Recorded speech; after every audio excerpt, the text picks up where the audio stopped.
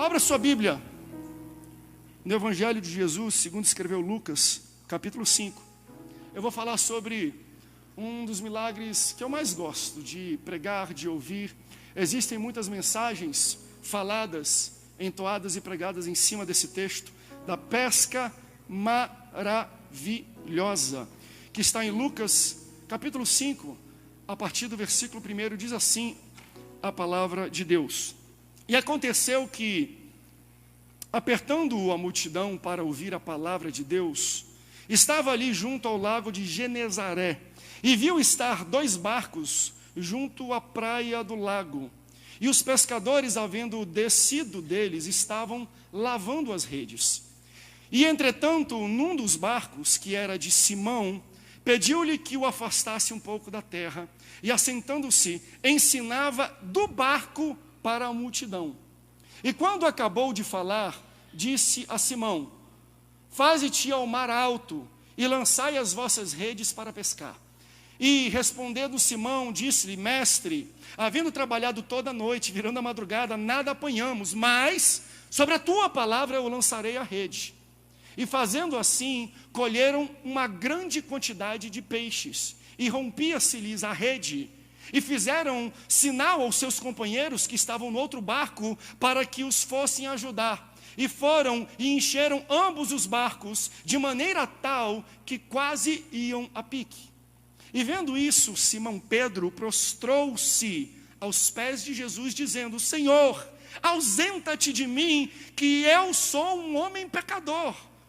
Pois que o espanto se apoderara dele e de todos os que estavam, por causa da pesca de peixe que haviam feito.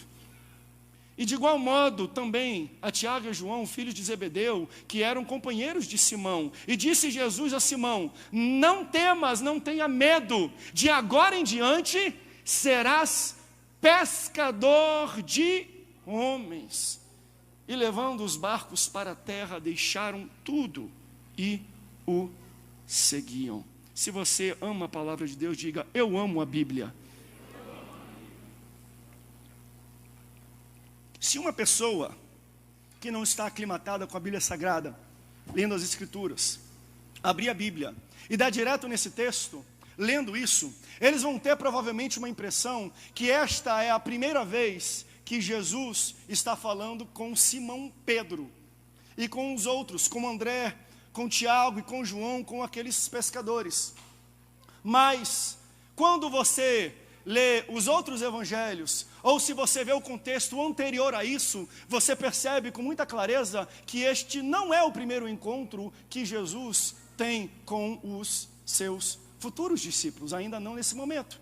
Porque a gente pensa que o primeiro encontro de Jesus, principalmente com Pedro, foi quando Jesus estava andando e o chama para segui-lo e ser pescador de homens, no momento em que eles largam as suas redes e vão seguindo Jesus. Então, quando nós lemos isso, que é o fato, que é o evento onde isso acontece, nós pensamos: está aqui, o primeiro momento que Jesus encontrou com Simão Pedro. Só que este não é o primeiro momento, este é o terceiro evento. É a terceira vez que Jesus consegue se aproximar de Simão Pedro e ter um encontro com ele. Me deixe lembrar vocês dos 2 primeiros encontros que Jesus teve com Simão. O primeiro acontece no Evangelho de João, capítulo 1, versículos 40 a 42. A palavra de Deus diz assim: era André, irmão de Simão Pedro, um dos 2 que ouviam aquilo de João, aqui é o João Batista, e haviam seguido. Este achou primeiro a seu irmão Simão e disse-lhe: achamos o Messias, que traduzido é o Cristo. E levou a Jesus. Ele pegou o André, foi até o seu irmão Simão Pedro e levou a Jesus. E Jesus, olhando para ele, antes de encontrar, antes de apresentar, antes de chacoalhar a mão, olha o que Jesus diz para Simão Pedro no primeiro encontro: tu és Simão, filho de Jonas, tu serás chamado de Cefas, que quer dizer Pedro. Então, no primeiro encontro, André, que era seguidor, discípulo de João Batista, certa vez vê João Batista batizando, E Jesus vem e ele fala: vocês não têm que seguir a mim, vocês têm que seguir a ele, porque esse é o Cordeiro de Deus que veio tirar e limpar o pecado do mundo. Então, como um bom seguidor e discípulo de João Batista, André ouve as palavras do seu mestre e começa não mais a seguir João Batista e a seguir a Jesus. E tendo esse encontro com Jesus, ele volta para a casa dele e vai contar as boas novas de Jesus, falando: Pedro, família, casa, nós conhecemos o Messias. E ele pegou o irmão dele: Pedro, você precisa conhecer ele é fantástico, ele é demais. E André busca Pedro e leva até Jesus. Quando ele chega para apresentar Jesus, que Pedro está se encaminhando, se aproximando de Jesus, Jesus já aborda Pedro e fala: ei, eu te conheço. Tu é Pedro, tu é Simão, filho de Jonas. Em outras palavras, eu conheço o seu passado, mas tu serás chamado de Cefas, que quer dizer, na linguagem de Deus, eu conheço também o seu futuro. Eu sei o que você vai se tornar daqui para frente. Então, no primeiro encontro de Jesus com Pedro, Jesus diz o passado de Pedro e também revela o futuro de Pedro.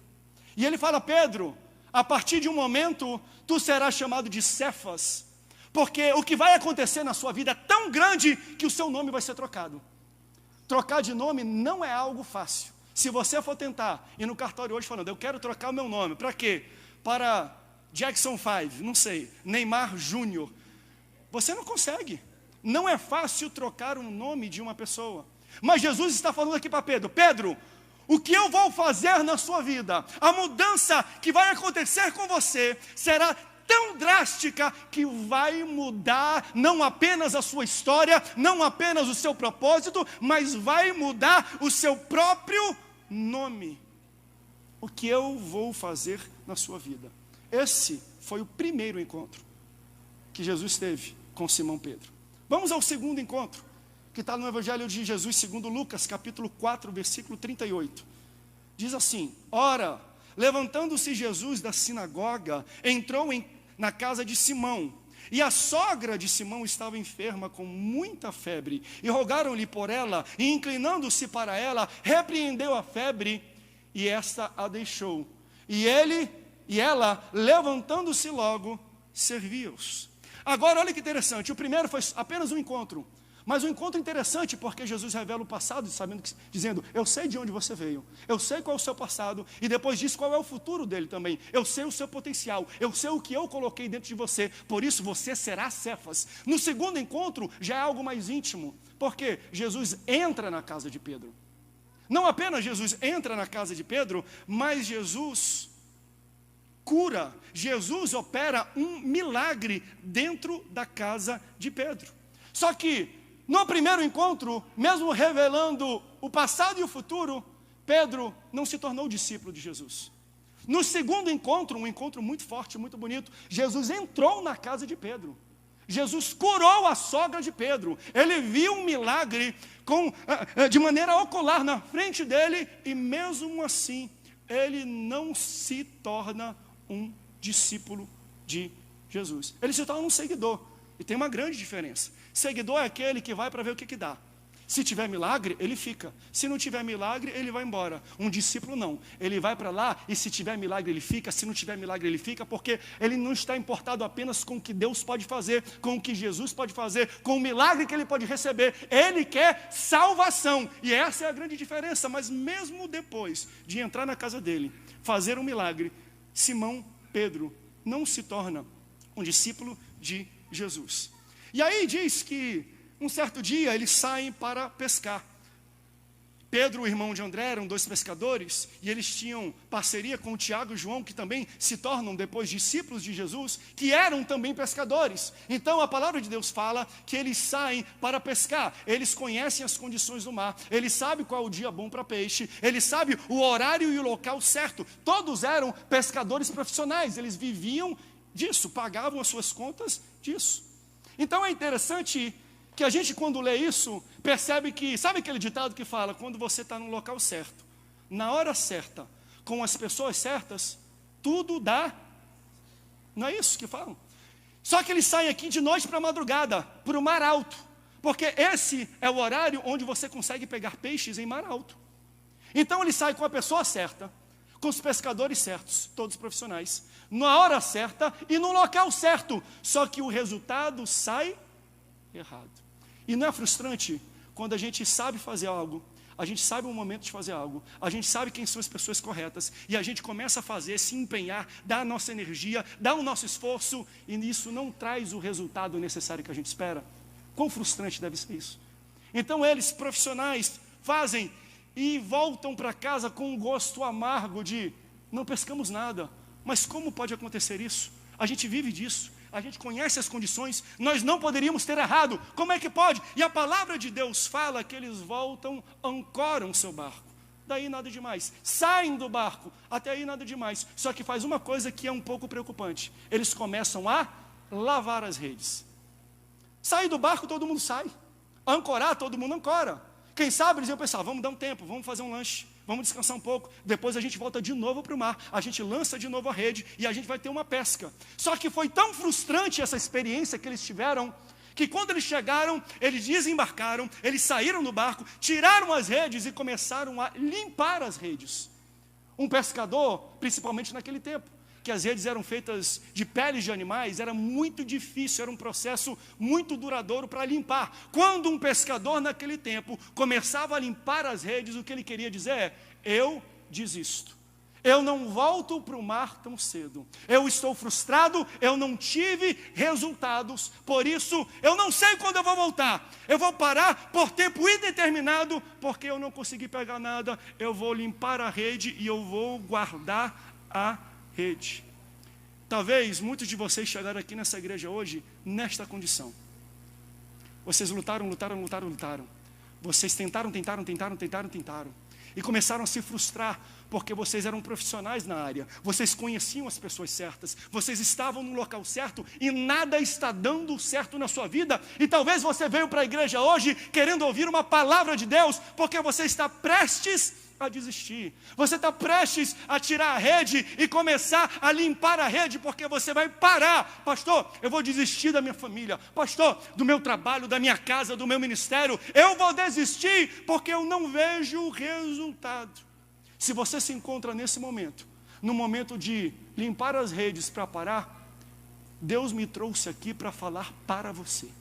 Essa pregação é para você. E eu já quero profetizar na sua vida. Foi exatamente quando Pedro, Simão Pedro e seus amigos estavam limpando a rede, que o carpinteiro, que Jesus de Nazaré se aproximou deles para falar por eles, eu quero usar o barco de vocês. Deus e nosso Jesus, Ele é profissional em se aproximar da nossa vida nos momentos em que nós pensamos em desistir. E Jesus se aproxima deles e fala, vocês estão limpando a rede? Mas é por pouco tempo. Vocês podem até estar limpando a rede pensando em desistir, mas vocês não vão guardar essa rede. Logo mais vocês vão entrar naquele barco, vocês vão pescar e eu vou abençoar aquilo que você está fazendo. Deus manda eu pregar isso para alguma pessoa aqui. Veio alguém aqui prestes a desistir de algo da sua vida e o Senhor está falando, eu estou próximo de você agora. Não desiste nesse momento não, não larga a rede não, não para agora não, eu tenho muito peixe para você pescar, eu tenho muita obra para você fazer. É interessante que Jesus, ele chega no porto, enquanto eles lavam a rede, e Jesus tem uma missão. Jesus estava ali pregando, estava acontecendo um culto. Quando Jesus começa a pregar, a multidão começa a aglomerar, um monte de gente. E ele se vê encurralado entre a multidão e uma faixa pequena de areia, e a praia aqui atrás dele. Daí, ele pega e olha para trás, porque ele fala, acabou meu púlpito, eu não tenho mais espaço. Onde eu estou é inadequado para eu continuar pregando. Então ele olha para trás, a palavra de Deus fala que no lance do olhar dele, ele vê 2 barcos e ele escolhe entrar em um. Ele olha para trás, está na Bíblia, nós lemos, ele enxerga 2 barcos, e ele escolhe entrar em um. Entenda que, naquele tempo, não tinha avião, não tinha ônibus, não tinha carro, bicicleta ou moto. Então, os corpos de água, os lagos, os mares daquele tempo, eram repletos, lotados de embarcações, porque eles usavam embarcação para travessia, para transporte, para comércio, para passeio, para todo esse tipo de coisa. Num estudo rápido que eu fiz, percebi que neste corpo de água existiam, naquele tempo de Jesus, eu não digo hoje, mas naquele tempo, aproximadamente 3.000 barcos, 3.000 embarcações naquele local onde Jesus estava pregando. E olha que interessante, no meio de 3.000, Jesus olha para trás e enxerga 2, e de 2 ele escolhe 1. Preste atenção no que eu vou falar para você. Deus não te usa por falta de opção, não. Deus não te abençoa por falta de opção, mas por alguma razão, no meio de 3.000, ele olhou para 2 e escolheu entrar no seu barco. É no seu barco que ele escolheu entrar, é na sua vida que ele escolheu usar. É você que ele escolheu para falar: eu vou entrar na sua vida, na sua casa, no seu barco, de tantas opções. Então, Deus me escolheu aleatoriamente. Não, você não foi escolhido aleatoriamente. Deus olhou no meio de uma multidão. Entenda, existem 7 bilhões de humanos no planeta Terra nesse exato momento, e dos 7 bilhões de seres humanos, Deus olhou para você nessa noite, aqui em São José dos Campos, aqui no centro de comissões, e falou: eu vou entrar no barco da vida dela, eu vou entrar no barco da vida dele, eu vou entrar no barco daquela família e na casa daquela família. Ei, barco para Deus usar tem um monte, mas por alguma razão ele escolheu nós. Não é bom saber que Deus olha para a gente de maneira individual?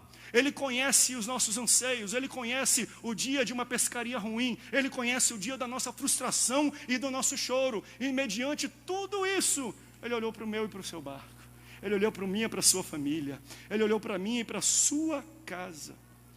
Por quê? Por que Deus escolhe logo o barco de Simão Pedro?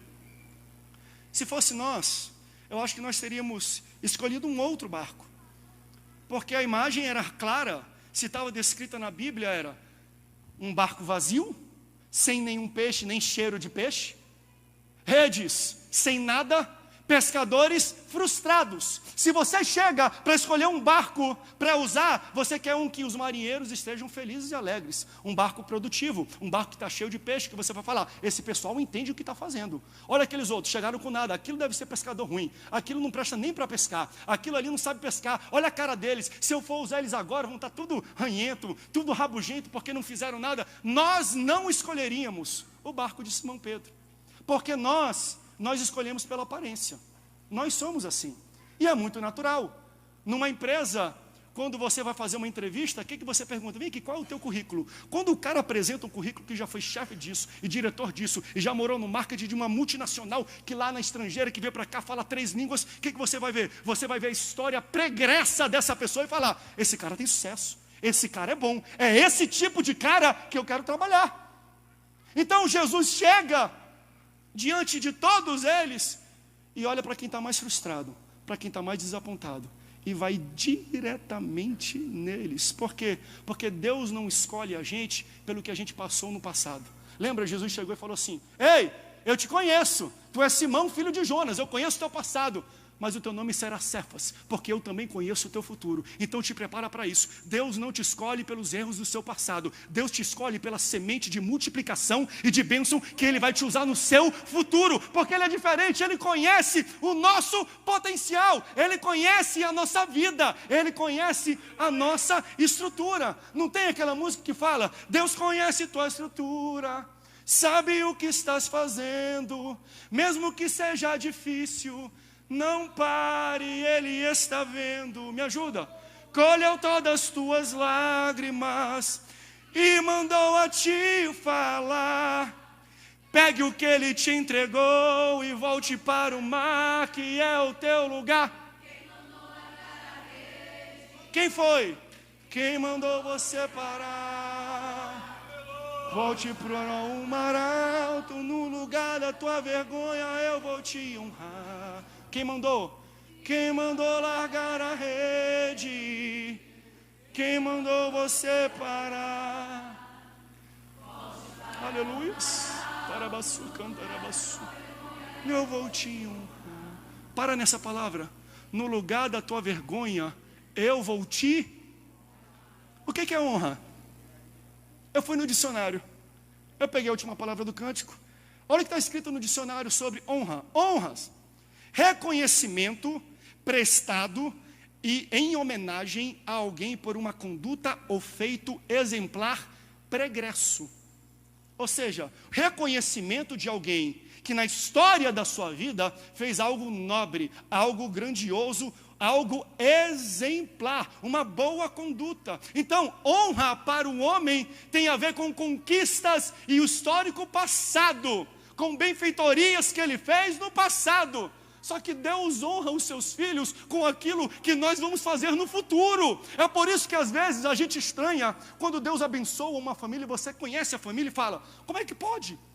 Deus abençoou aquele cara, aquela mulher, aquela família, eles não prestam para nada, só fazem coisa ruim. Sabe por que você fala isso? Porque você está vendo a história pregressa.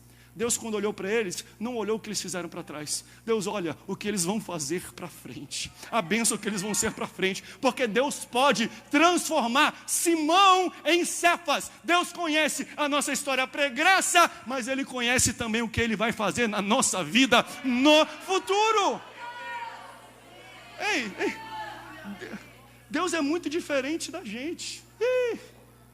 Eu sinto Deus nessa palavra, eu sinto Deus aqui nesse lugar. Deus está mudando histórias aqui, Deus está mudando nome, situação. Deus está mudando a pescaria de pessoas nessa noite. Deus vai colocar e vai te abençoar, eu sinto isso.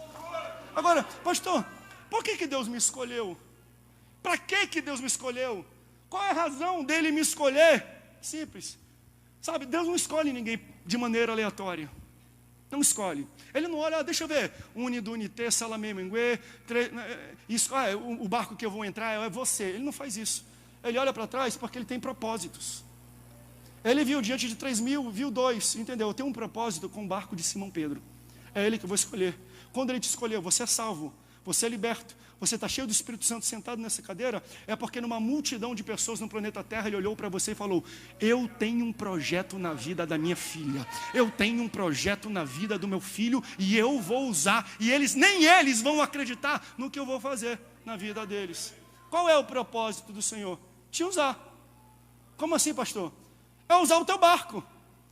Ele não quer que você fique com o barco parado. Ele não quer que você fique com o barco escorado, ancorado. Ele não quer que fique, ele quer que você produza. Então, Jesus estava fazendo um culto, correto? Só que começou a apertar o púlpito de Jesus. E ele falou assim: eu preciso de um púlpito. Simão, você me empresta o seu púlpito? Aleluia. Você me empresta o seu barco? Olha que interessante. Jesus entra no barco, manda recuar, e Jesus começa a pregar para uma multidão de pessoas. Você imagina Simão na parte de trás do barco, Jesus na frente sentado e começando a pregar para uma multidão. Um barco que há pouco tempo estava vazio e frustrado, agora está sendo púlpito da pregação de milagre para uma multidão de pessoas. Do barco, do púlpito que Simão emprestou para Jesus, saía palavras de transformação e de milagres para toda uma multidão. Mas olha que curioso, qual era o barco que precisava de um milagre? Era o de Simão. Então Jesus usa o barco de Simão para pegar milagre para a multidão, e Simão está aqui. Uau, que palavras bonitas, que maravilhoso, mas você está usando o meu barco? Sou eu que estou precisando de um milagre hoje, porque Deus às vezes faz assim com a gente. A gente às vezes precisa de um milagre, mas Deus quer te usar primeiramente para ser um milagre para as outras pessoas. A gente pede: Senhor, me dá uma bênção, e o Senhor fala: primeiro eu vou te usar para você ser uma bênção para as outras pessoas. Sabe o que Jesus está ensinando para a gente? Eu quero que você seja para alguém tudo aquilo que eu sou para você.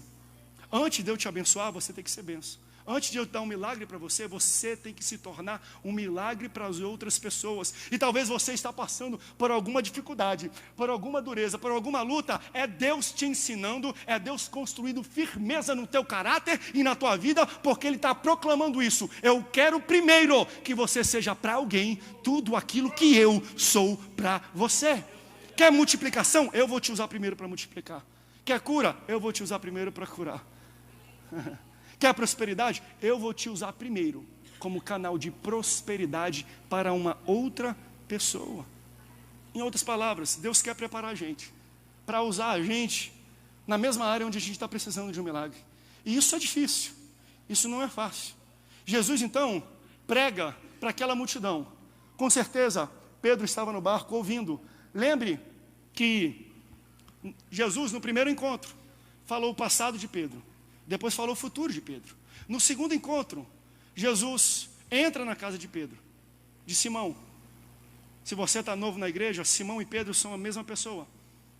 Ele entra na casa de Simão, ele entra na casa de Pedro, ele cura a sogra de Pedro. Não sei se Pedro ficou feliz ou triste, mas se a gente continua a caminhar, ele cura e ele vai se aproximando. Só que no primeiro encontro, Pedro não se torna discípulo.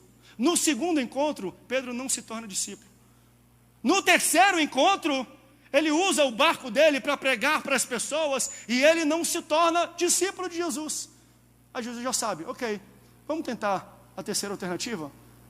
Toca para o mar alto, liga o motor, começa a remar. Vamos pescar em águas profundas.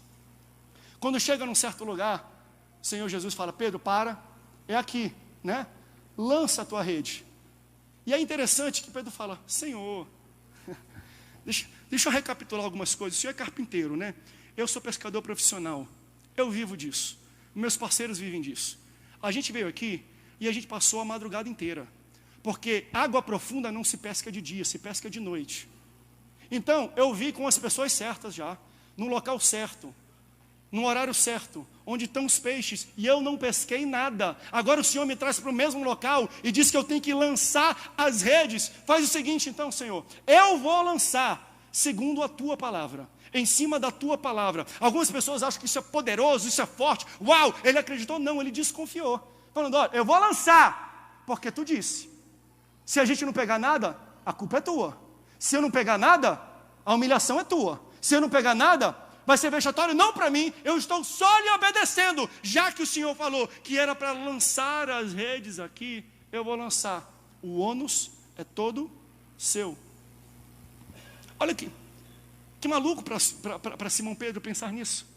Porque antes ele estava no local certo, na hora certa, com as pessoas certas. E o resultado deu errado. Agora ele está no local errado, porque era de dia, mas profundo não tem. Com a pessoa errada. Jesus era um carpinteiro, não entendia nada de pesca. No horário errado, e tudo deu. Posso profetizar sobre a sua vida? Pode não ter dado nada certo em 2019, talvez até agora em 2020 nada aconteceu, e ainda tem alguns linguarudos falando para você, e nada vai acontecer ainda nesse ano, está ruim a política, e é época de carnaval, a economia não aquece, nada vai acontecer. Só para contrariar Satanás e o inferno e esses linguarudos, Deus vai te dar uma pesca maravilhosa quando você menos espera. Deus faz isso, Ele contraria a nossa lógica. Quando menos pensam que você pode romper, você vai romper no nome poderoso de Jesus. Ele vai fazer na sua vida. Ele vai te usar em 2020. Você terá uma pesca maravilhosa quando ninguém espera que você vai ter. Ei, joga a rede. Fala para o irmão do teu lado, joga a rede. Joga a rede. Não limpa não, joga a rede. Volta para o mar, rema, vai profundo. Deus está contigo. Joga a tua rede. Joga a rede. Lança. Lança, foi ordem de Jesus. Lança a tua rede. É interessante que deu uma quantidade tão grande de peixe que rompeu, rasgou a rede. Está no versículo 6. E fazendo assim, colheram uma grande quantidade de peixes, e rompiam-se-lhes a rede. E eu lendo isso, eu falei, está errado. Eu não sei se você percebeu o erro. Coloca o versículo na tela para mim, por favor, do versículo 20, do primeiro texto, versículo 6. E fazendo assim, colheram uma grande quantidade de peixes e rompiam-se-lhes a rede. O que tem de errado nesse texto? Quando eu li, eu falei assim, está errado. Ou Deus está errado, ou o escritor, doutor Lucas, o mais capacitado de todos os discípulos, ele escreveu isso primeiro em grego, ele dominava a língua. Então eu perguntei, ele não poderia ter errado a palavra. O que tem de errado nesse texto? Peixe não se colhe, peixe se pesca. E aqui ele diz assim, ó, colheram uma grande quantidade. A gente colhe na terra, no mar, a gente pesca. E eu falando, não, está errado isso. Está errado isso. Ninguém colhe peixe. E aí Deus responde, por que não? Só porque você pensa? Simples. Para você, André, isso era uma pescarinha. Para mim não, aquilo foi uma colheita. Falei, ok, Senhor, eu tenho que aceitar. Uma colheita por quê? Vamos lá, o que é uma colheita? Para você ter colheita, você precisa primeiro semear. Você precisa primeiro plantar, antes de colher. Ninguém, isso é uma lei que o próprio Deus criou. Tudo aquilo que você semear, certamente você colherá. Então, se eles colheram uma quantidade grande de peixes que rompiam as redes, o que foi que eles semearam e plantaram? Simples, o Senhor falou simples também, o que foi? Eles plantaram na minha obra um barco vazio e frustrado. Porque quando eu olhei para trás eu falei, eu preciso entrar nesse barco porque eu preciso de um púlpito para pregar para a multidão. E eles escolheram um barco, eles plantaram um barco no meu ministério. Tudo aquilo que você planta para o Senhor, Ele te dá de volta multiplicado. Ele está de volta muito melhor da maneira como Ele pegou. Pode crer, querido. E eu não estou fazendo isso aqui usando, mas se a gente plantar nessa igreja, nesse local físico, nessa reforma, pode ter certeza, a colheita aqui nesse lugar vai ser grande. Será colheita de almas, assim como Ele fez com Pedro. Vocês não vão pescar peixe, vão pescar homens. Semeie. Porque Deus, Ele faz isso. Ele é profissional em pegar algo. Na verdade, Ele não pega, Ele não tira nada de você. E eu estou suando muito aqui. Ele não tira nada de você. Ele nunca vai pedir algo de você que Ele nunca te deu antes. Na verdade, tudo que você tem, Ele também tem. Sabe por quê? Porque tudo que você tem foi Ele que te deu. Foi Ele que te deu. Alguém tem alguma coisa aqui que não foi Deus que deu?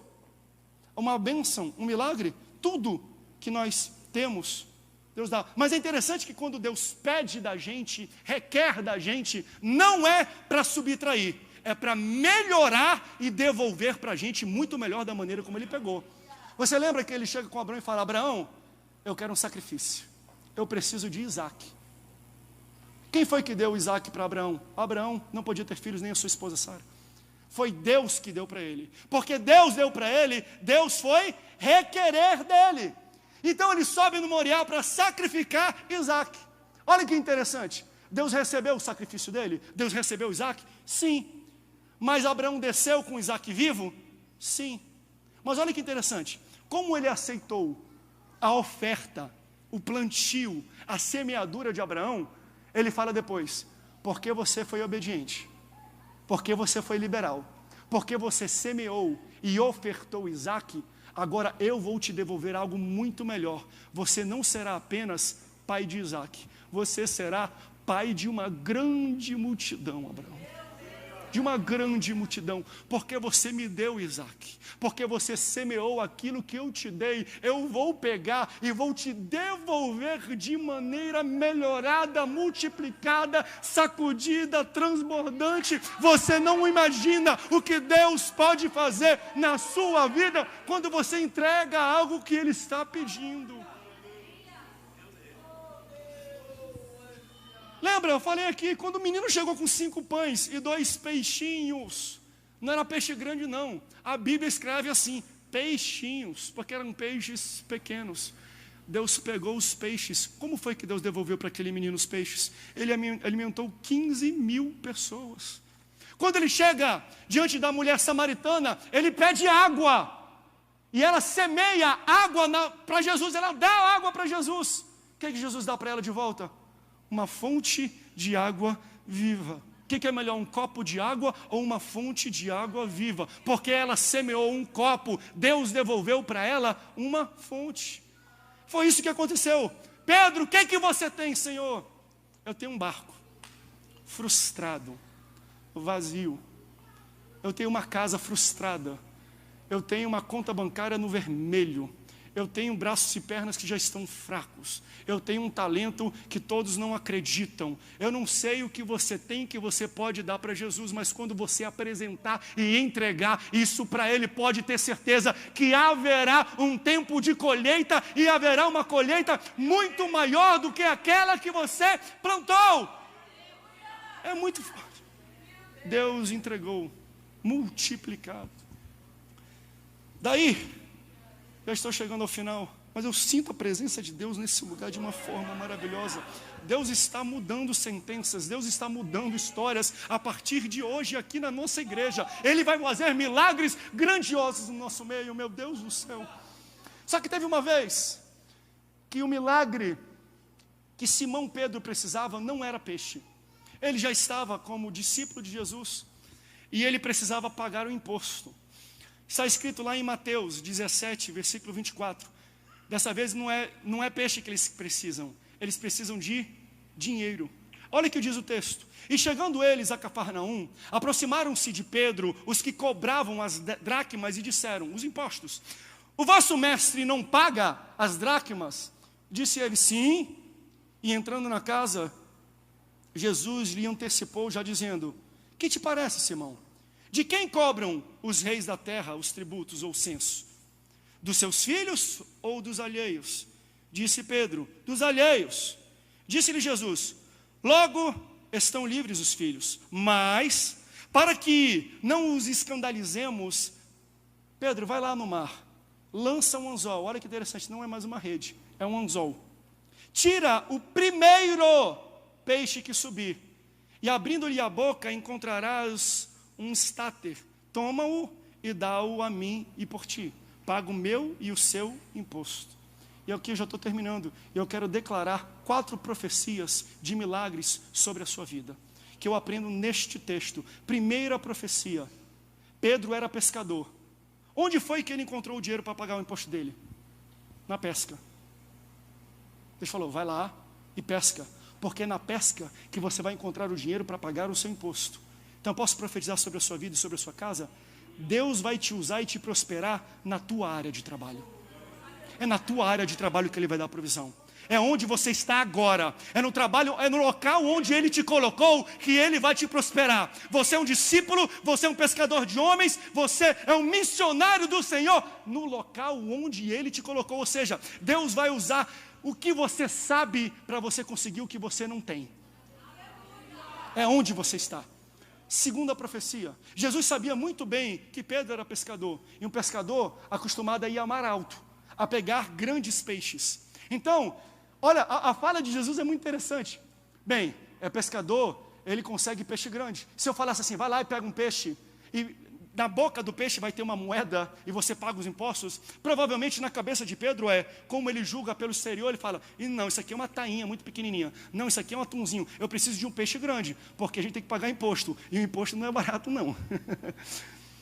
Então tem que ser um peixe grande. Mas olha o que o Senhor falou, porque sabia que ele era pescador, e teria, de alguma forma, algum tipo de preconceito com peixe pequeno. Ele falou, vai lá e pesca, e o primeiro peixe. É o primeiro, pastor bispo, que você tirar, terá uma moeda na boca dele. Quando ele pegou o peixe, ele abriu, viu uma moeda. Posso profetizar sobre a sua vida? O seu milagre, a sua bênção, não virá da boca de um peixe grande, virá da boca de um peixe pequeno. Quando ele isso, o Senhor falou, André, não confia nos peixes grandes não, a minha obra, a minha igreja, nada contra, tem homens de Deus que Deus levanta e são liberais e são generosos, mas Deus está falando, eu monto a minha igreja, a Assembleia de Deus, onde você está, ela é construída pela boca de peixe pequeno. O que eu vou fazer na sua vida será através da boca de peixes pequenos. Posso fazer a terceira profecia na sua vida? Deus é especialista em usar peixe pequeno. Ele é especialista. Afinal, na Bíblia, peixe grande engole profeta. Na Bíblia, peixe grande engole profeta. Olha para Jonas. Então, sabe quando você vai para uma reunião e tem um monte de gente importante, rica e tudo, aí você fala, uau, eu estou rodeado de peixe, mas a partir de hoje, Deus quer te usar, peixe pequeno. Deus está falando para os peixes pequenos, a partir de hoje, eu vou te usar e eu vou te colocar em locais onde você nunca mais imaginaria que eu pudesse te colocar. Deus usa peixe pequeno e Ele quer usar os peixes pequenos aqui dessa igreja. Por que que Deus usou, e aqui é a última profecia, o peixe pequeno ali? Porque nós valorizamos, nós medimos a estatura, o potencial de alguém de maneira exterior. Mas o que Deus está nos ensinando é, peixe e o valor dele não se julga pelo exterior, se julga pelo que tem dentro dele. É dentro, é o que você tem dentro de você que tem valor para o Senhor. Por isso, querido, você é peixe pequeno, você pode dar uma glória a Deus, é porque quando você abre a sua boca, que o pessoal vê o verdadeiro valor que existe dentro de você. Deus levanta uma igreja pentecostal para profetizar, para cantar, para pregar, para orar, porque Ele está falando, eu uso o que está dentro da boca do peixe pequeno. Então o nosso valor existe, o nosso valor acontece quando nós abrimos a nossa boca, profetizando, cantando, orando e louvando ao Senhor. Abre a tua boca, peixe pequeno, louva ao Senhor, peixe pequeno, profetiza, peixe pequeno. Deus quer te usar. Você pode falar isso para uma pessoa, peixe pequeno, fala assim, peixe pequeno, abre a sua boca, que o seu maior valor, Deus colocou dentro de você. Se levanta dando glória a Deus aí, sobe aqui, vamos louvar o Senhor. Se levanta, grupo. Fique de pé, abra a boca, louve a Deus. O nosso valor está naquilo que está dentro da nossa boca. É quando nós abrimos a nossa boca, é quando o Espírito Santo desce sobre a nossa vida, que nós mostramos o verdadeiro valor. Lembra daquele corinho? Você tem valor, o Espírito Santo se move em você. É dentro de você. Você